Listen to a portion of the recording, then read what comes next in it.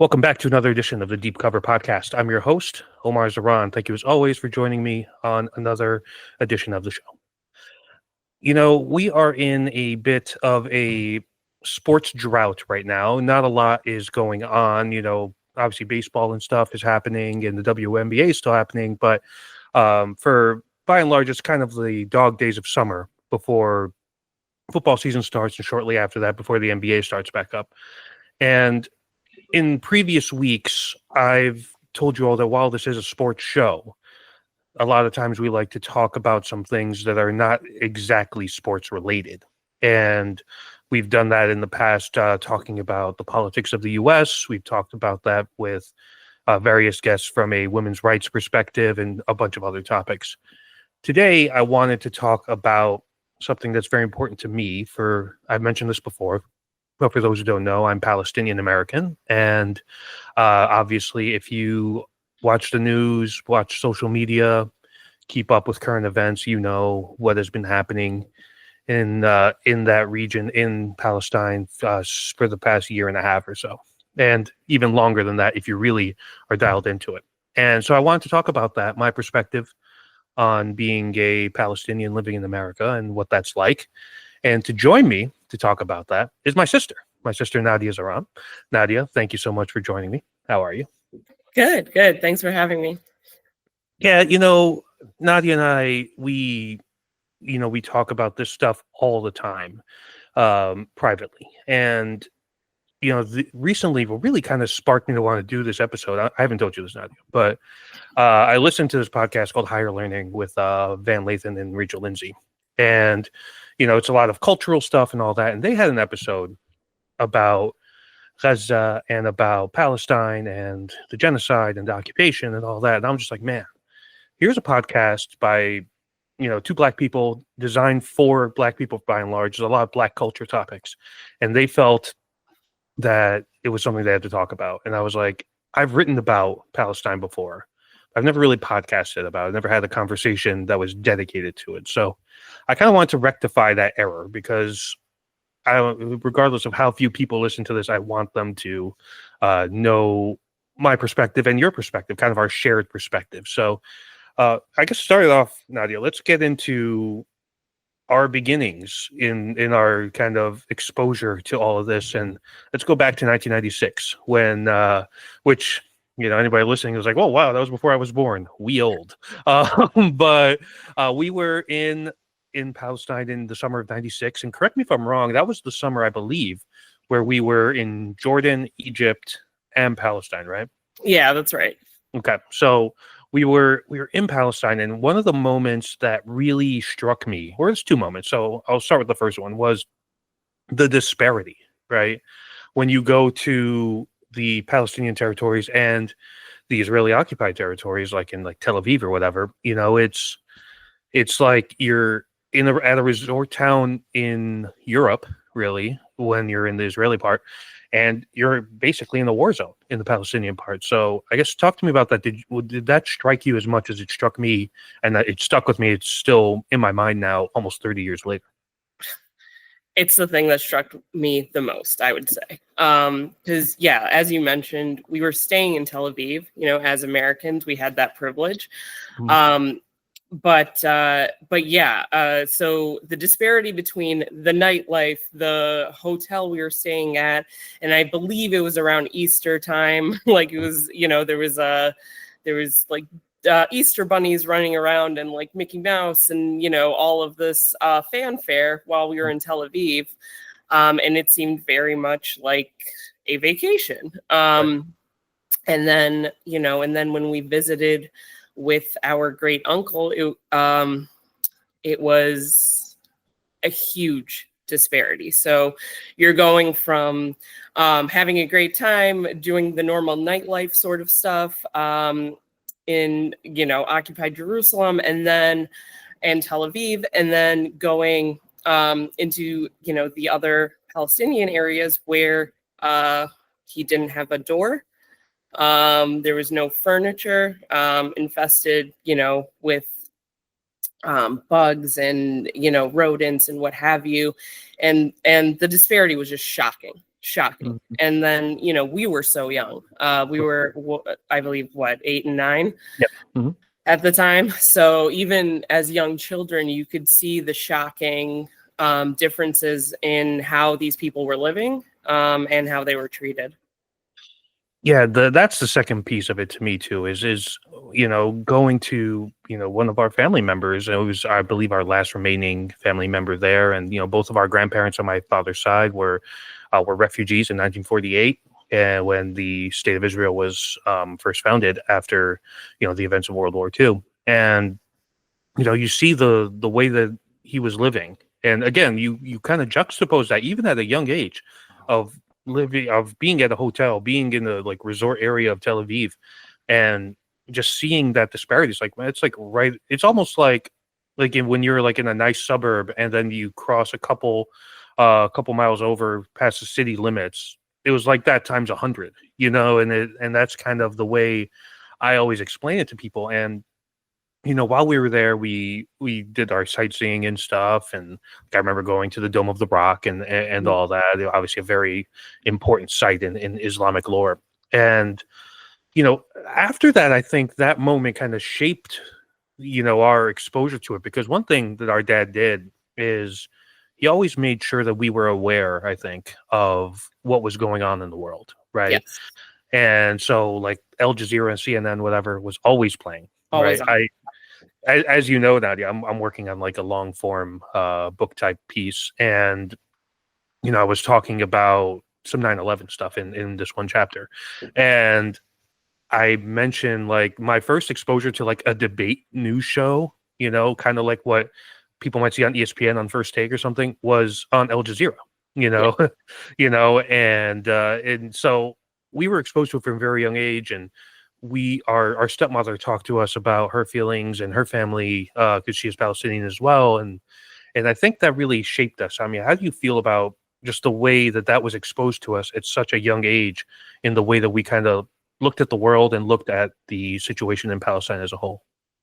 Yeah, I mean, it was fed to us at a very young age, but I don't think we really had the depth to Mm. understand the complexity of Right.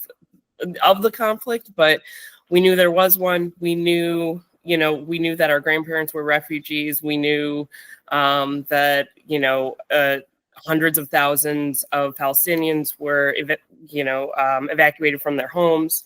And had to relocate. We knew about all of that, and I think the big difference between what we were exposed to is we had Middle Eastern media. We had Al Jazeera before there was Al Jazeera America, Mhm. so we were seeing the conflict in real time. We were seeing the brutality in real time, and I think that did shape how we felt.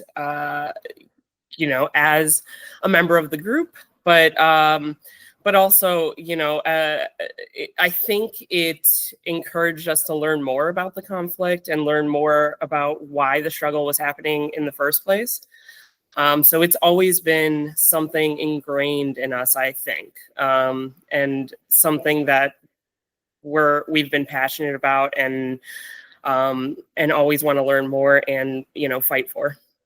And then you think about too, like obviously after 9/11, it just when things started to crumble for any Arab American Yes. in living in New York City in that time, we end up moving overseas and living in Jordan. Yeah. And obviously, for anybody that doesn't know, geographically, Jordan and Palestine and the state of Israel are very close to one another. They share a very large border, and so and for those who don't know, trying to give a little bit of background here, about I would say 40 to 50% of the population of Jordan when we lived there, might still be the case, uh, are directly refugees from Palestine or descendants of Palestinian refugees. So the imprint of Palestinian life and culture is very strong in Jordan, and it creates a little bit of a weird rivalry, between like traditionally Jordanian people and Palestinian people, because the Jordanian people are like, "Oh, you came here, we welcomed you in," and Palestinian people are like, "Well, you were Bedouins before you got here," so it's just kind of like a funny like cultural dynamic. But while we were there, obviously we interacted with more people. We saw people in our school who wore like PLO stuff, and were very pro-Palestine and very proud of their origins. And I think that kind of built it even more. And that's really, for me, when I started to learn about more of this. And Yeah. you would I remember the one that really struck me the most. And this is kind of the thing where a lot of people look at this, and a lot of people in the West are looking at it as just a post October 7th thing, when it's been going on for a very long time, decades upon decades upon decades. And like I remember reading about Sabra and Shatila in Lebanon in Yeah. in the 80s. And and that was kind of like early days of blogging and the internet, but there was like websites that had images of the aftermath and the carnage and just the loss of life. And that's one of those moments, I think, where we were forced to grow up so quickly, Yeah. between being exposed to that, and then dealing with the fallout of 9/11, living in Jordan when the Iraq War was happening. So, I mean, do you feel that way as well, that we're kind of just like, we became so aware of everything, and as a result, we had to grow up so much faster than many might have imagined? Oh yeah. I mean, not only that, I mean, you're kind of glossing over it a little bit, Yeah, but for sure. There's a but lot to yeah. get to, so. Well, yeah, but no, I mean, even, prior to Jordan, I'd say, I Right. mean, the impact of, for those who don't know, at the time when we were living in New York during 9/11, we were attending an Islamic school. And the backlash of that alone I think, opened our eyes for who we are, not only as Palestinians, but as Arab Americans living in the U.S., and how people portrayed us, how people thought about us. And I think that also made me personally more connected to the roots, made me want to know more. And honestly, some people talk about the whole October, yeah, like you mentioned, like the whole October 7th being the genesis of all of this crazy violence. And honestly, digging more into it, I had always thought it was the whole 1948 Nakba, and that's what I established as the start of all this. And then actually going back and realizing that it goes back even further, goes back to 1917, World War I, with the Balfour Declaration, where the UK basically wanted to establish a permanent home for Jewish people. And it was determined that that was going to be Palestine, which was unheard of. And it went completely against any of the other amendments that happened at that time. And it's just learning that is extremely puzzling, and it hurts a little bit, because it devalues the natives living in Palestine at that time. And I'd say, and I think I read that it was, at that time the Jewish population was about 6%. So they were still living there peacefully with the Arabs. But then after the Balfour Declaration, the immigration just increased a crazy amount. And then, as I mentioned earlier, the 1948 Nakba was awful, because it forcibly removed so hundreds of thousands of people from their homes. But it's hard to not stay connected to a story like that. I read a book about a year or so ago. It was called, I think I told you about this. It was called The Lemon Tree. And this was kind of telling two stories at once, of this Ukrainian family that relocated to Palestine as part of that movement, and then a Palestinian family who were dispelled from the home so that family could be in there, right? Yeah. And they kind of touch on the origins of Zionism and the origins of creating the Israeli state. And you see this, like, the Palestinian person there, you just empathize with him so much. Just myself as a Palestinian as well, it's you're seeing what he went through, And Right. whereas like the settler, they, you're like, yeah, they went through some scary moments, because you're living in a war area, it's going to happen. But by and large, just comparatively, it's just not even close, right? And that's a very interesting story. And I think, like you said, a lot of people looked at October 7th as a sort of genesis of this moment, and that just kind of is just very just a problematic way to look at it, because this stuff has been happening, our entire lives and well before, our parents' lives, Yeah. and that generation. So, and I think about when October 7th happened, Yeah. and I had white American friends talk to me, and and they were kind of asking my opinion on it, and and at the time I was just like, well, this has been going on for a very long time, and you're not going to oppress people and not get some level of pushback at some point, right? And the loss of life was tremendous. No one denies that, and as it has been for the entirety of the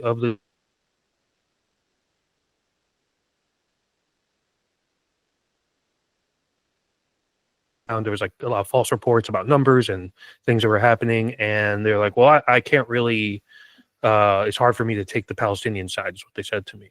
And I tried to explain the context of the history of it, but it became abundantly clear to me then that the natural inclination from anybody in the West is to look at the group of Palestinians as terrorists or the wrongdoers, just as like a blanket term, and that Israel and Israelis are, the ones who were dealt the most harm. So did you experience something like that in the immediate aftermath of October 7th?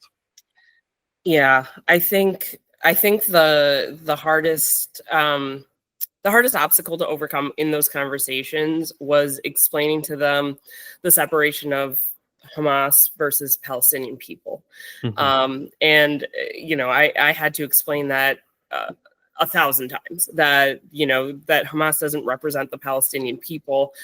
Um, but and their struggle. So yeah, I found myself tiptoeing around it. Hmm. Tiptoeing around not wanting, because they're not wanting to sound denigrating to the innocent Jewish people living in the region as well. I mean, we're talking about what the government is doing and what people in power are doing, and how it's impacting all of the civilians.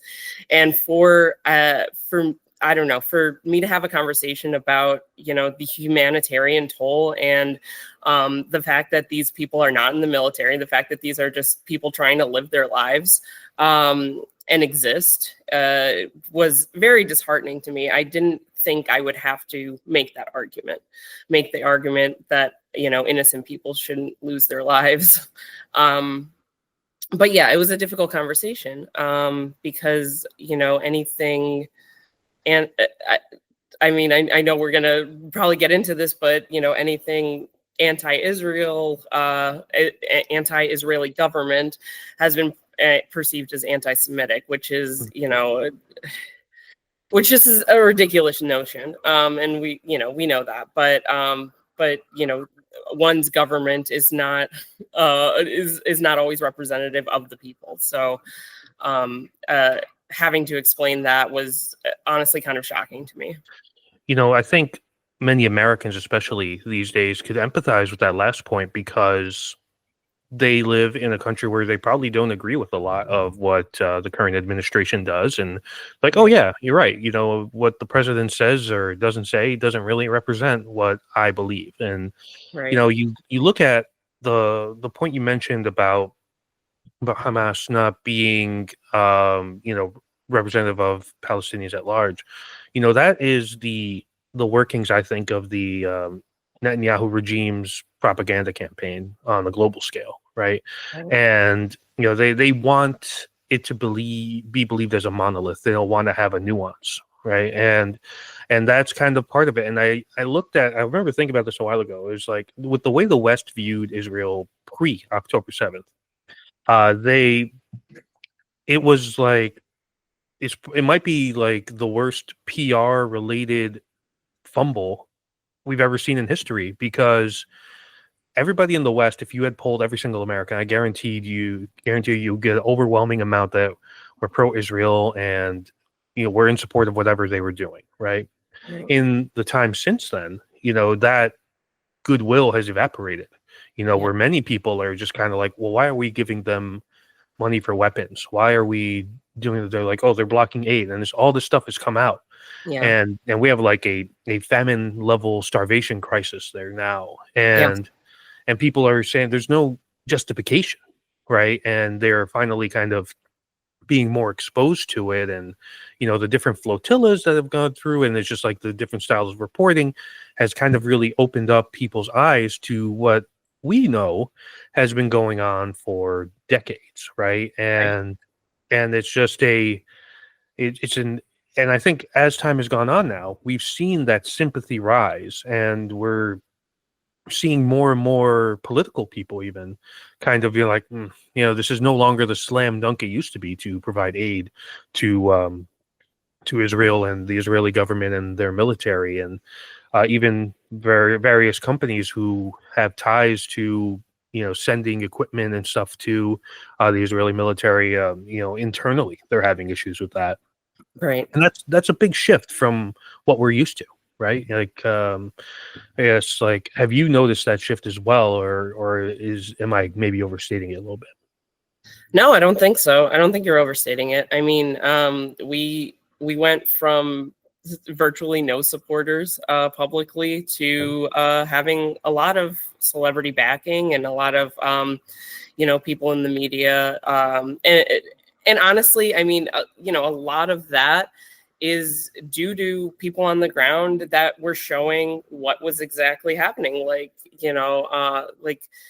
Bisan comes to mind, Mutaz Mhm. comes to mind, like, these people just on Instagram showing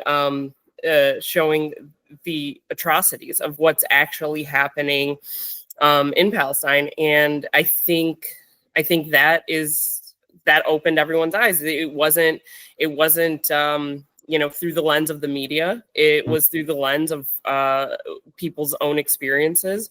And I think, I mean, that's a good thing for us because we've always been fighting for a voice. And now I think more people are, seeing the realities of the situation and speaking out in support. So yeah, I don't think it's overstated. I think it's long overdue.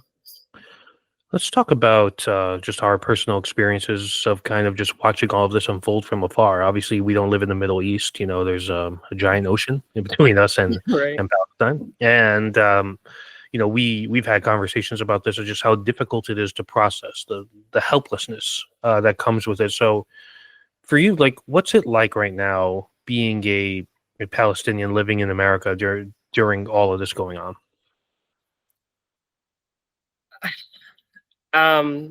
It's hopeless and helpless.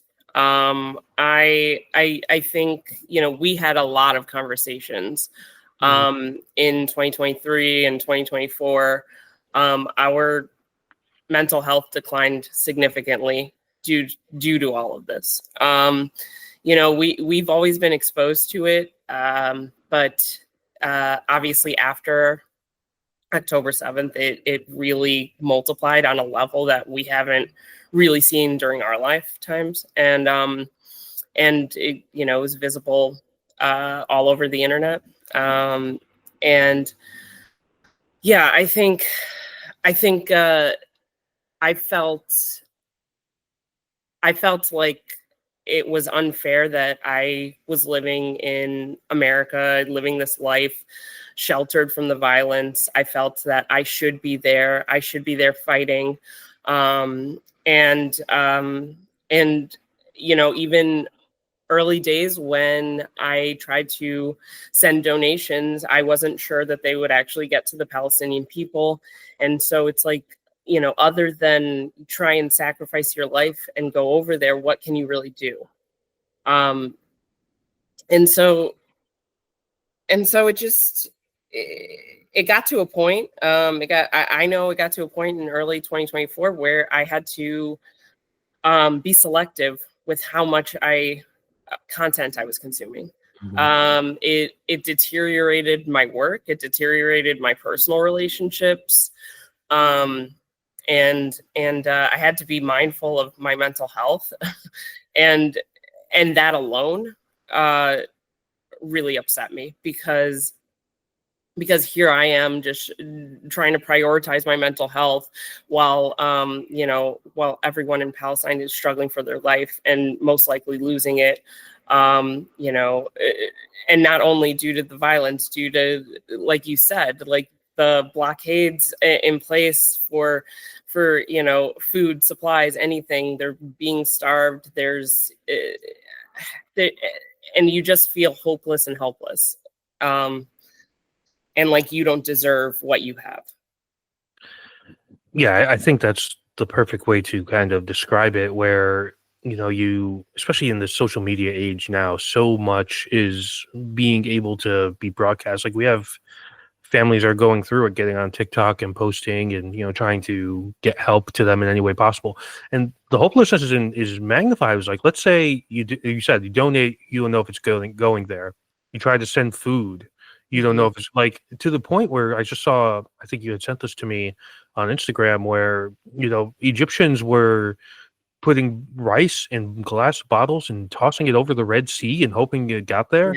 Yep. And it's just like, when it just shows the level of crisis where food is blocked from getting in, aid is blocked from getting in. And like you said, we're over here just kind of like, worried about the toll it has on us. And, it's just like, how do you go about your day regularly when that's happening? And, I know I've had my fair trouble of, staying focused at work with all this going on, because a lot of times you're just like, I'm over here doing this, or working on this email or something, and Right. Meanwhile, somebody who might have a distant relation to me, like, that's the worst part, right? It's like, anybody who's been around Arab families, how big we get.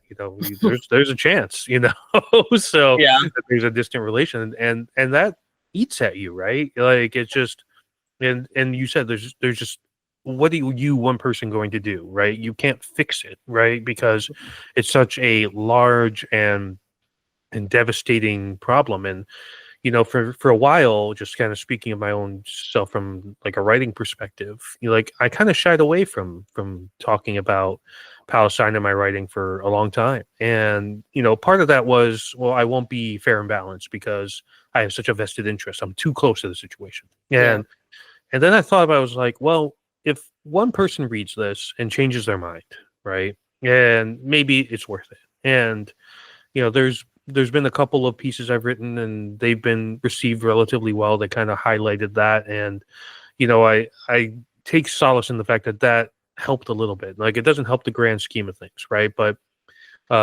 it's kind of like the recycling dilemma, where it's just like, oh, the planet's on fire, why should I recycle? It's like, well, if every person just recycled a little bit, it would eventually help, right? And so it's kind of like, that's kind of the way I look at it. And only difference is, this isn't the planet decaying away, this is rapid loss of human life. And it goes to say, like, the amount of death is just staggering to consider.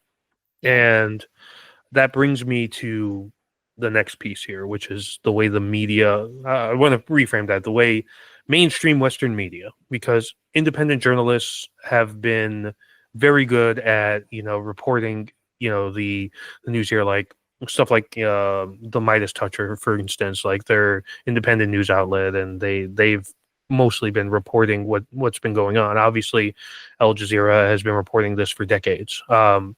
But your CNN, The Atlantic, Washington Post, New York Times, these journalistic institutions that me as a writer, once upon a time, had dreams of having my byline under the New York Times, and not so much anymore. And one that really, really struck me, I don't know if you saw this, was an opinion piece. And granted, it's an opinion piece, but an opinion piece by a guy named Brett Stevens for the Times. And the title was, "No, Israel is not committing a genocide in Gaza." And Wow. yeah, that really like struck a lot of people. And then you come to find out he has ties to AIPAC, the Israeli lobby, and so it's like, oh, makes sense. And what we've seen is the way that this has been framed is they kind of dehumanize Palestinian death and amplify Israeli death, right? So if there was an incident where 5 Israelis died, about 500 Palestinians died, they would specifically point out in a headline the Israeli number and give you backstory on each one of these people. And then it would just be like, Palestinians also died, and it just kind of almost like, you're talking about the flower and the dirt, right? In a weird way. So talk to me a little bit about the frustrations you've had when just kind of seeing the way the media in America especially has reported all of this. Yeah. You talked about headlines. I think that's the thing that has really fired me up the most is the language they use. So, if Israelis die, then Israelis were killed or murdered. If Palestinians died, then they just died, they lost their life, what have you. But really, they are also being killed. They are being murdered, and in staggering numbers. And like you said, I mean, I know it gets a lot of play. It gets a lot of clicks, but yeah, it's completely underreported. You only hear about the death toll when Israelis are also in the count.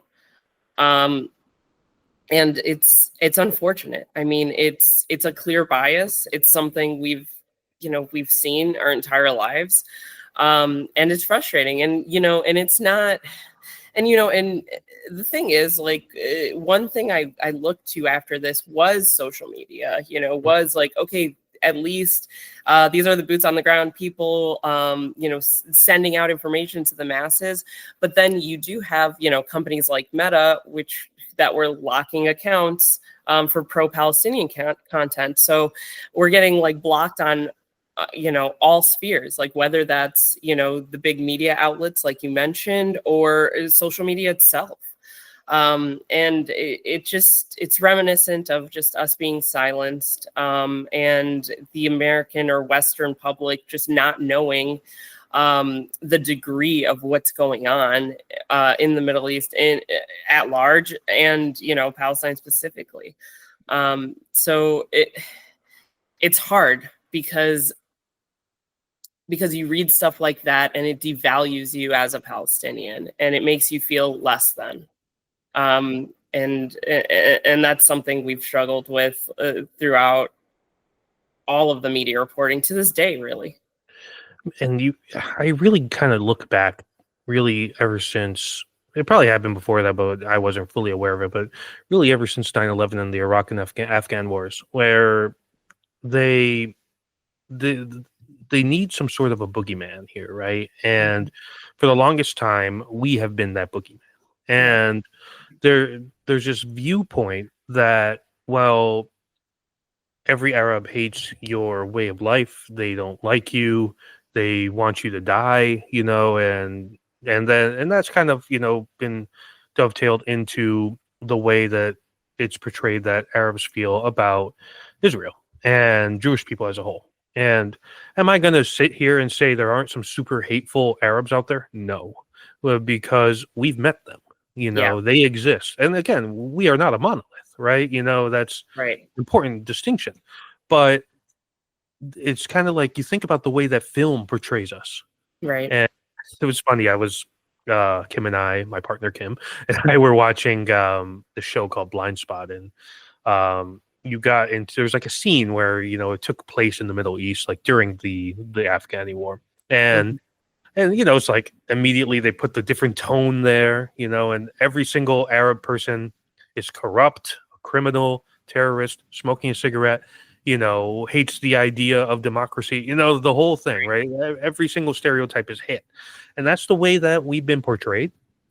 And that's the way that a lot of people kind of frame it. And that a lot of that has to do with the way that media treats us as well, right? And And then you think about the social media aspect, and yeah, it's almost like they started that at first, but lately just the overall narrative has shifted so much that they kind of can't, you know. Yeah.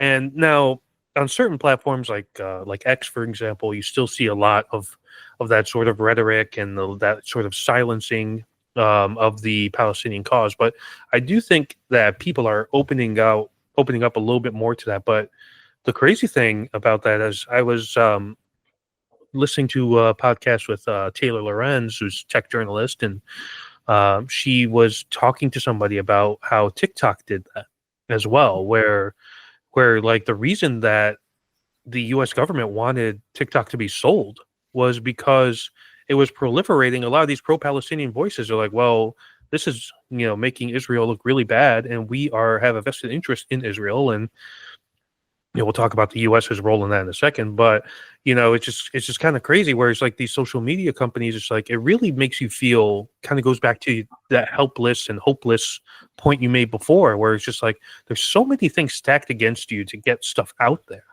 Yeah. And it's just like, how do you really invoke a ideological change in a large group of people? And to be honest, it's like it's gotten further along than I ever thought, because we've dealt with media not talking about Palestinian death and Arab death and all that for our entire adult lives. And you really also think about like the way they reported casualties during the Iraq War. That's like the best Yeah. example. It's like, oh well, a sad day today. So and so amount of U.S. Soldiers were killed, and then it's like 100-fold for the amount of Iraqi civilians were killed. And it reminds me when that one movie came out, American Sniper, and I remember going to see it, and I was like, well, I don't really like war movies, but because again, you're around war in real life. I'm trying to escape. I'm going to a movie theater. I don't want to see more war, Right. and so it was just kind of like it's like I was like, man, this is some American military propaganda, and because it was like glorifying this dude who killed civilians, and I'm just kind of like, that's what's become normal, because it's almost like a viewpoint of us being subhuman. Yeah. And I think that that's still pervasive today. That's still there even after all this death and everything. And a big part of that too is you mentioned this earlier, is the anti-Semitism angle. So really any critique of the Israeli state lately has been labeled anti-Semitism. So what's your kind of experience with seeing that unfold? Because I've seen it a lot, like on different social apps, where somebody would say something like "Free Palestine." Oh, why do you hate Jewish people? Why you're anti-Semitic? So, what's kind of been your exposure to that? Yeah, I mean, it's exactly that. It's what you just said. Any criticism of Netanyahu's regime, any criticism of what Israel is doing is labeled as anti-Semitism. And as I said earlier, you have to separate the government from the people. This has nothing to do with the Jewish people. This has nothing to do with anti-Semitism.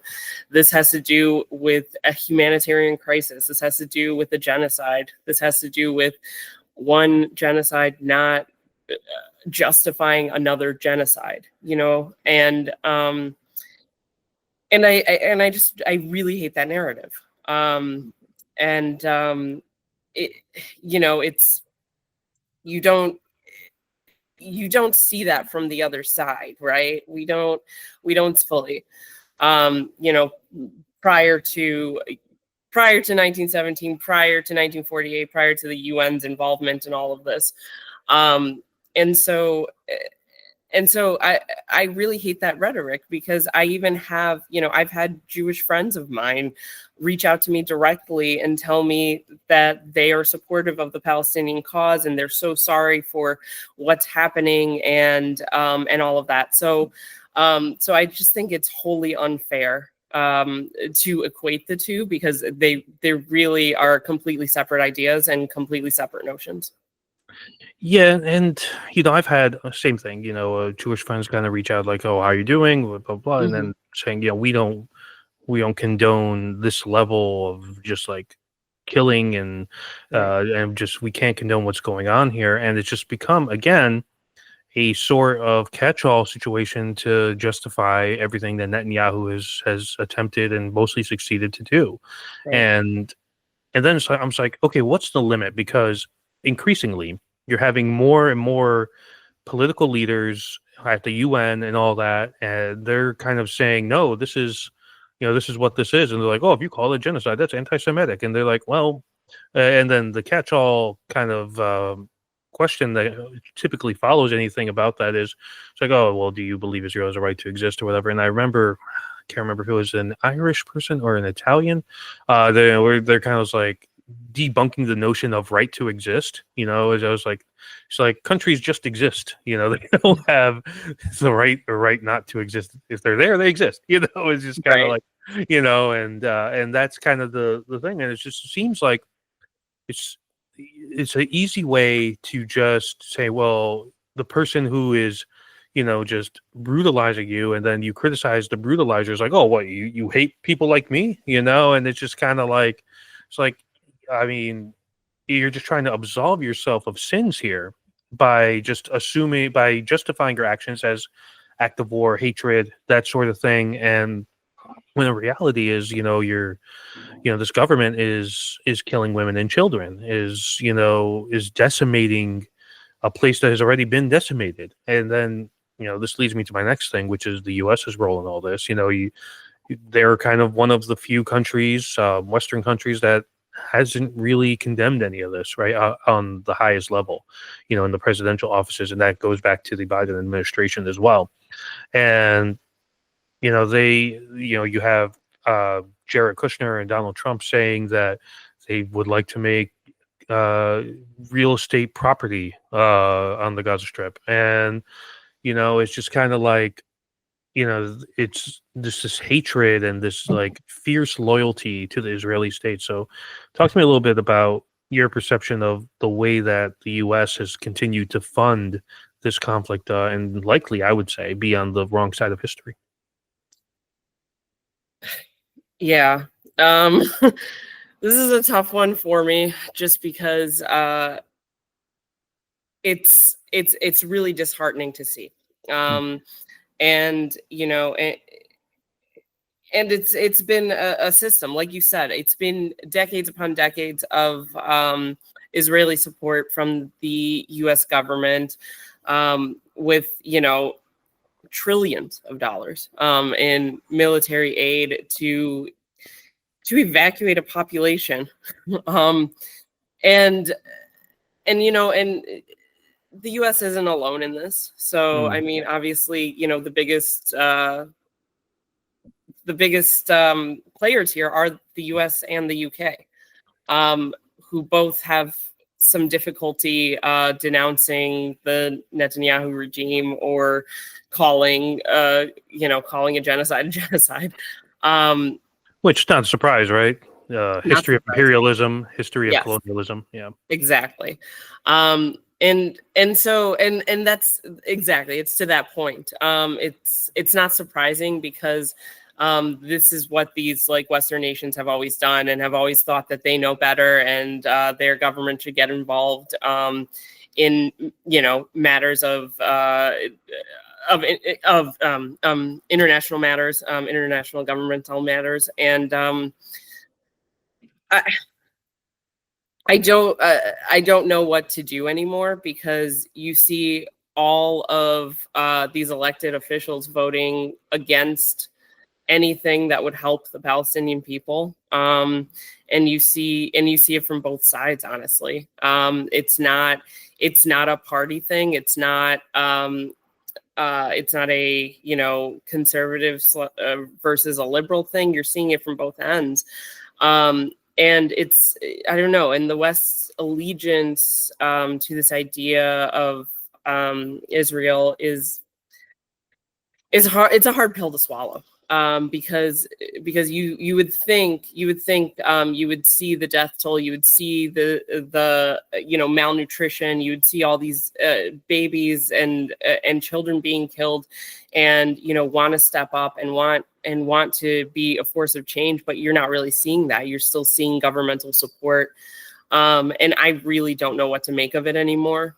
because everyone's aware of it and everyone's eyes are open. And we're still continuing to fund it.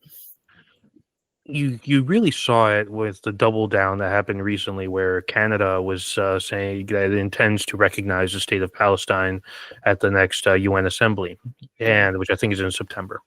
And the U.S., in result, has kind of like gone after Canada again. Obviously the relations between Canada and the U.S. are not great right now, and I had somebody on here from Canada who lives in Quebec, and she was kind of elaborating on how Canadians feel about the U.S. right now, and it's not great, and so the U.S. is on the wrong side of it, and because of all the funding and existing relationships and just existing agreements between Israel and the U.S., they are going to continue to do it, and there's been a growing movement, I would say, amongst normal people say, okay, what does aid look like, right? Because if aid is giving them weapons of death, military weapons and all that, or fortifying the Iron Dome even more than it's already fortified. And this, again, a great point I heard somebody make, and I think it was Nadia Zahran actually, where he's like, if you're giving them money for defensive weapons like the Iron Dome, that's only going to embolden them to want to attack more. And we've seen it since October 7th. Obviously, the ongoing Palestinian carnage, but Israel has also, invaded or attacked Iran, and they have in their history have also waged war against Egypt, against Lebanon, against Syria. Basically every Arab country in their general vicinity, with the exception of Jordan. And it's just like, so this is kind of like, who's really the problem here? And the U.S. is going to refuse to see it because there's all these vested interests, right? And that, to me, to your point, is the most frustrating aspect of it, because it's clear as day. People are seeing it. People are speaking out, but people who have power to invoke policy changes aren't. And we just saw this recently, where a bunch of Democrats were voting in favor of the sending more weapons to Israel. And Republicans have always been on that issue pretty much unilaterally, and for the longest time Democrats did too as well. We're starting to see some fractures there, but not enough. Not enough to stem the tide. And it becomes frustrating living in a country that does that. And I almost wonder, like, as you know, I have a fascination with ancient history. I wonder, like, when people were living in the Roman Empire, right? And they're like, oh, we're going to invade Carthage now. If your average Roman was like, I don't know, man, should we be doing that? Do we really need to go at the Phoenicians and Macedonians now? It's just like, I always wondered, like, how different civilizations handle that kind of idea. And it just feels like now with us, we're just so powerless to change anything, because regardless of the will of the people being spoken, and regardless of all this, it's just there's the lobbying element which really dictates so much policy. And I find that to be the great frustration of not just this, but really almost all political issues in this country, because so much of it is determined by, well, this lobby likes this and they funded my campaign, so I need to stand in line. And that's where, AIPAC kind of really takes the forefront of this conversation in terms of the U.S.'s relationship with Israel. I want to close out here, Nadia, on just misconceptions about Arabs. Okay. And we talked about a bunch of them already. The way we're portrayed in film, the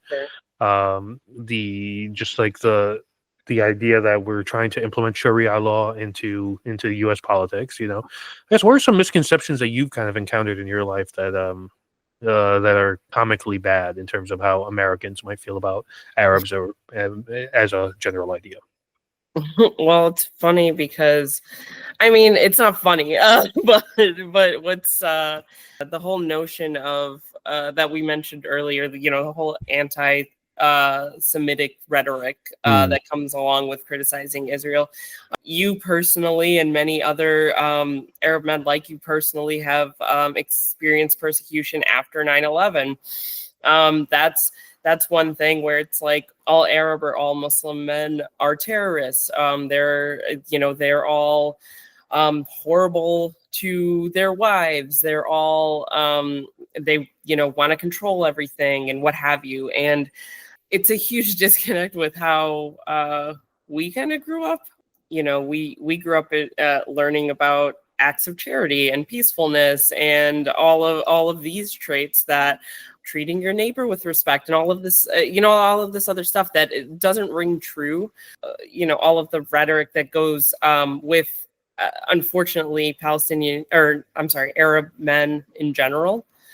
Or the fact that Muslim women are being persecuted or being forced to do certain things, like just the act of deciding to wear hijab for an example.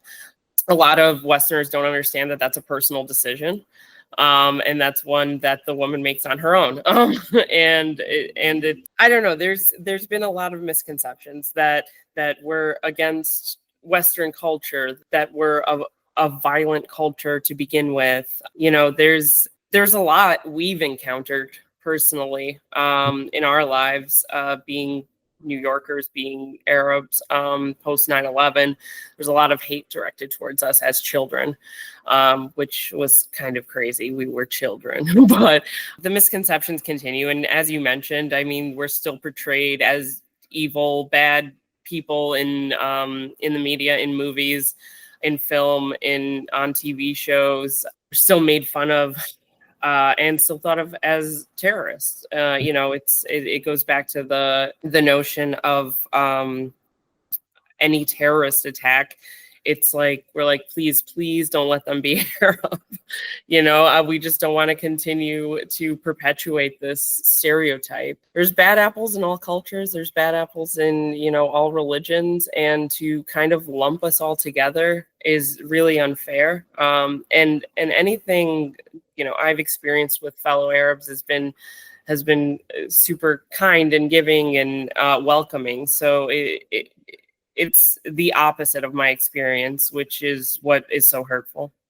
It reminds me, a lot of people would say that how much Arabs hate the West, right? Like you Right. mentioned that. And it reminds me when we lived in Jordan and when Dad had the coffee shop in this mall.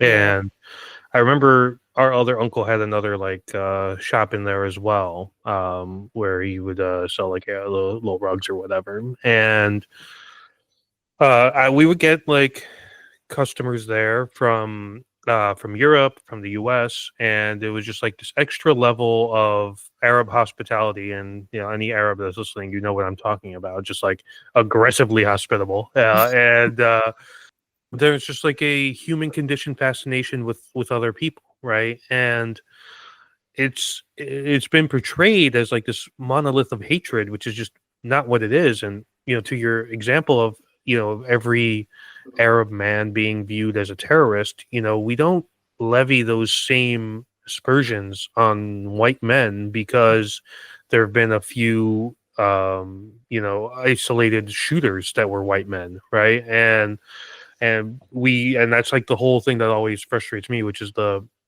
terrorism versus mental instability argument, which is like, it's like that you remember that Family Guy episode where Peter gets pulled over and they have like the color swatch thing, and it's like if it's a lighter complexion then it's okay, but if it's a darker complexion it's bad. That's kind of what it is. It's like, oh, Arab, Muslim, black man, terrorist. White guy, lone wolf, mental issues, and it's just like, one, it kind of delegitimizes mental health issues, which is bad enough, and then two, it's incredibly racist. So that's kind of that's always been like the one that kind of sticks with me the most. And of course, the way we're represented, is one of my favorite things in film a while ago was Rami Malek playing Freddie Mercury, and I was like, here's this guy. Like, I love this guy because, he's Egyptian origin, and, he's getting these great roles, and he's not being cast as the terrorist or the lead. Like, you think about like the first Iron Man movie where he's like in the desert. It's like, oh, got all these typecast guys who are, Kurdish or Arabic, and then it's just kind of like, they're just kind of going into the trope. And I always love the fact that Rami Malek got that role. Yeah. Because, it really showed that, yes, we can do that. And it also annoys me whenever there's a role that should be filled by an Arab because it portrays an Arab person or Arab protagonist, and they go another route, like a white person with a spray tan. Right. So, that's always bugged me as well. But Nadia, this is a great conversation. I know you were a little nervous about doing a podcast. I know not something I ask you to do often. So thank you. Thank you for joining me. I think this is a important conversation. I think our perspectives on this issue and on this ongoing issue is important to get out there. So thanks for joining me. Yeah, thanks. I do want to give a shout out though to people like Mo Amer. Oh yeah. There are more Palestinians and Arabs that are showing our actual experience and working really hard to dispel the stereotypes. And I can't thank people like that enough. You mentioned Rami Malek, and it made me think of Mo, just because I've shown his show to a ton of non-Arabs who really have a better appreciation of the struggle, have a better appreciation of our culture, and lose some of their stereotypes. So I definitely got to appreciate that, and not make this a completely losing battle for us. Yeah, there are people doing great work, right? And we'd be remiss to not acknowledge that. And Mo's a great example. He has really moved the needle, I think, in public perception. That's how you do it. You do it through the art. You get people exposed to something through shows. Now, getting those shows approved, that's Right. another battle. But it's he has done amazing work both with his show and his stand-up comedy as well. Absolutely. And like our guy Samuel Obeid, he's done great stuff there. Hassan Minhaj has done great stuff as well, in terms of just kind of getting more of that diversity kind of represented in comedy, which is something you love to see. But that is going to wrap up another edition of the Deep Cover Podcast. Thank you everybody for tuning in. Again, really, really enjoyed this conversation and hope you did too. If you like the podcast, please consider subscribing, following whatever you do on YouTube, Spotify, or Apple. We'll be back next week with another episode. Thanks again for tuning in. I'm your host, Omar Zahran.